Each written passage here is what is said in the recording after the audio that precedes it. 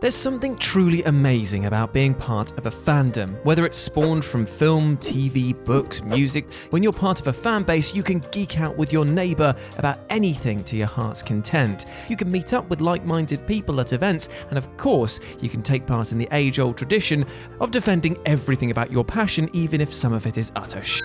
When you're in deep, it is hard to see the flaws of your beloved video game franchises, and you will pick many a hill to die on when it comes to criticisms. And yet, there are times when even blind faith isn't enough, and we all have to shrug and admit that, yeah, maybe this one actually does kind of suck. So whatever camp you're from, let's unite under the banner of giving out about games that gave their fan bases the finger. As I'm Jules, this is WhatCulture.com, and these are 8 video games even diehard fans hate. Number 8, Batman Arkham Knight PC Edition.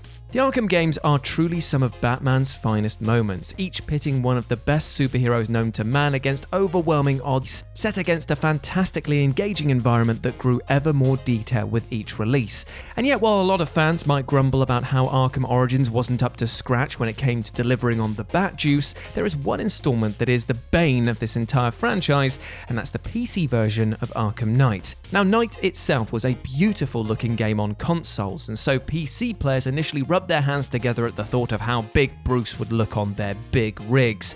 It's just a shame that PC owners were air quotes blessed with a frame rate in the slideshow range, meaning that they could look at all of the intricate shading errors and missing textures that they could handle. And that's if the game even bloody ran at all. But no worries, right? Warner Brothers will fix this, right? Wrong. They pulled the game from Steam, patched it up, put it back on, realised that it was still broken, and then just shrugged the whole thing off by offering full refunds instead of attempting to fix the game again. And it is still broken to this day.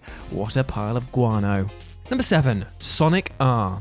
If you're a Sonic fan, then you have had to put up with a lot of disappointment in your time. Like, a lot. And you've likely had to defend a fair few games that you knew deep down were utter garbage. I mean, there are people out there who still argue that Sonic 06 was a good game, to which I really want to say, lads, it's not even a finished game. But still, to each their own. Yet, there is one game that truly pushed all of the wrong buttons when it came to the fandom, enough to make even the most diehard Sonic fans spit out blood instead of coins, and that is Sonic R. Designed to be a racing game set in the Sonic universe, Sonic R never really got out of the pits thanks to its terrible controls and horrendous graphics. The title focused so much on speed, but actively punished players for going fast thanks to its courses that contained tight turns and the fact that the races had what can only be described as ice physics. Couple this with textures that don't even load and a convoluted race system that can see players beat you if they have more emeralds than you, even if you came first, and you've got something that even Sammy Classic Sonic fans can't screech about. Number 6, Dragon Ball Z Sagas. If you're going to hop on any fan bandwagon, then Dragon Ball is always going to be a safe bet. It's one of the most iconic and enduring franchises, has given us some of the most powerful anime moments in history, and when it comes down to adapting all of these amazing fight sequences into games, well, the majority of them, they are pure chef kiss. Well, that is for the most part, because while the franchise does indeed have titles like Fighters or Fighter Z, if you want to call it that, and Budokai Tenkaichi 3, which are stellar representations of the brand, there is one title that absolutely yamchered any chance of a perfect run, that being Dragon Ball Z Sagas. Here, all of the layered combat is thrown out of the bloody window in exchange for stun-locking your opponent with basic kicks, and it's all done to the soundtrack of your character belting out one line of dialogue over and over. Plus, the flying mechanic is absolutely awful, fixing you to a horizontal plane of movement and being only used to collect Z coins because there are no flying enemies in this game at all. How could you botch this one feature so badly? Needless to say, this isn't just the black sheep of the family, it is one that is actively ignored by the fan base. Number 5, Final Fantasy or the Bravest. It might be wrong of me to include a mobile game on this list because that market is well known to be a cash-grabbing hive of scum and villainy, but Final Fantasy All the Bravest deserved to be pulled up and derided for just how awful it was. You see, the main issue was that it was marketed as a game for true fans, a place where every single Final Fantasy main roster member would be in one game together. The only problem was that to call this a game would be like calling a cat a blancmange, in that it wasn't. Requiring only to tap the screen in order to battle, the traditional tactics embedded into the series were flung out of the window, and with the added microtransactions that didn't even let you pick your dream team and instead doled out characters randomly, Square Enix took all form of goodwill that they had garnered from the fanbase and spat on it. This is a garbage title and an insult to anyone who loves Final Fantasy. Number 4, WARCRAFT 3 Reforged.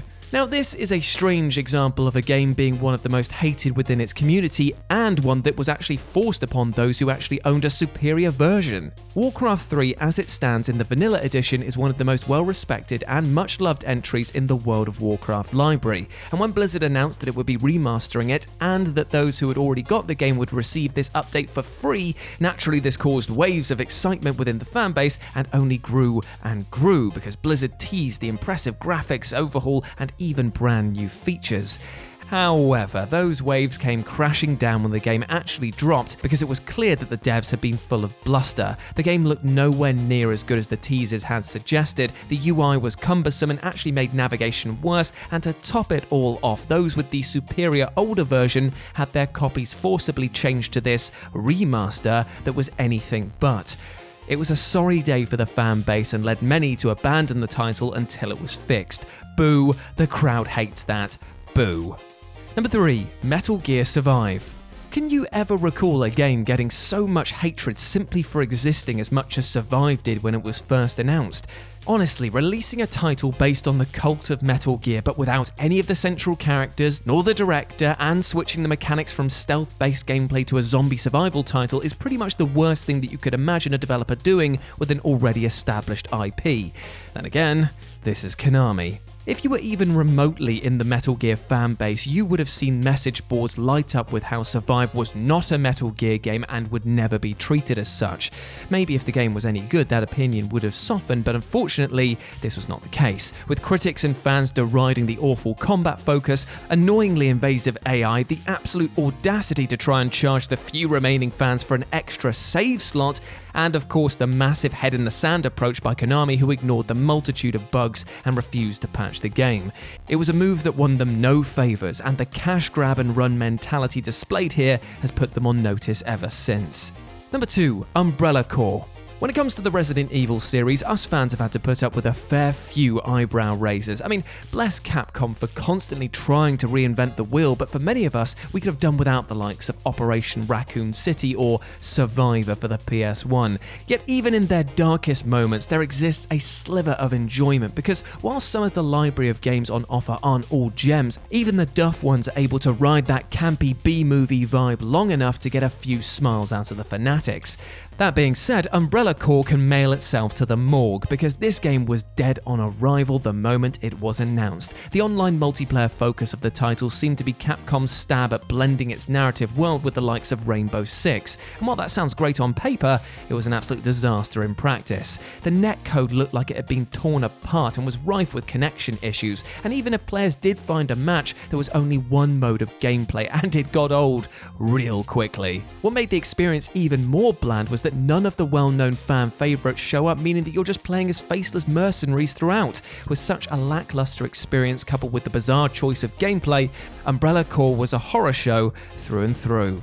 And number 1, Tony Hawk's Pro Skater 5. I can't think of a time that I was more disappointed than when I loaded up Tony Hawk's Pro Skater 5 for the first time and saw what an utter mess it was.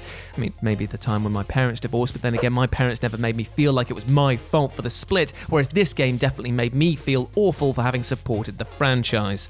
This was meant to be the great return of the Birdman, but was more of a budgie being thrown into a ceiling fan, because this is easily one of the most half-arsed and genuinely awful games that I've ever played. With the Tony Hawk's Pro Skater HD remake not too far away from this title's release, there was hope that mistakes made in that attempt would be addressed here, but somehow things got even worse. The graphics were at once oversaturated and low-res, the soundtrack was utterly generic, and the collision detection, oh my God, it caused utter dismay. When your skater literally falls through the rail that they're grinding on, or you lose a combo trick out of nowhere, you have to ask whether this game was even bloody play tested. This was the nail in the coffin for many who had already endured being laughed at for playing the likes of Ride and being ridiculed for paying full price for Tony Hawk's Motion, because Tony Hawk's Pro Skater 5 was like having your board broken in half, then being pushed down the half pipe, and then being charged for the privilege. Avoid this game at all costs, even if you're a die-hard fan.